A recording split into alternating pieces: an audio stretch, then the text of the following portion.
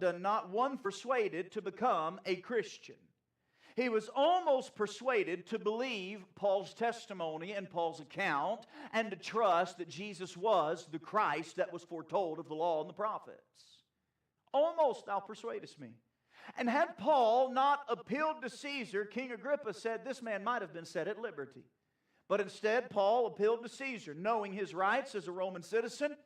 And so he is on a ship now to Rome, and he has been given over into the custody of Julius, a centurion of Augustus' band. This man allows him to meet with his friends, to refresh himself, and gave him liberty. And so this man was, in all points, as we can see, based on the testimony of Scripture, a decent man. He was kind to Paul. This man yet still had a decision that was proposed to him as they see some terrible days coming. Look at verse 8. Acts chapter 27 and verse 8. Now when much time was spent, and when sailing was now what? Dangerous. Look at Acts 27 verse 8. Or verse 9, I'm sorry. Verse 9. Now when much time was spent, and when sailing was now what? Dangerous. Because the fast was now already past, Paul admonished them.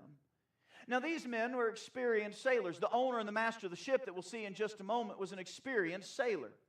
This was not a hidden knowledge that it was dangerous to set sail because of the fast that was past.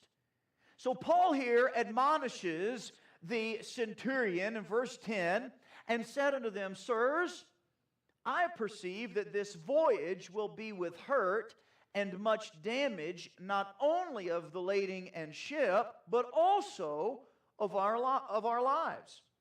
Nevertheless, the centurion believed the master and the owner of the ship more than those things which were spoken of by Paul.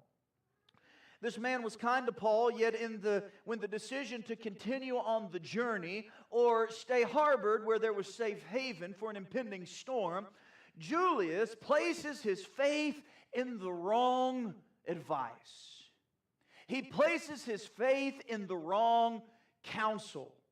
In verse 11, now understand at this point, Julius the centurion has a prisoner that's been given liberty before to be refreshed by his friends, saying, why don't we harbor here? It's dangerous. I fear that we're not only going to lose the ship and the lading, but also our own lives. Had the angel of God appeared unto Paul yet and promised to keep their lives?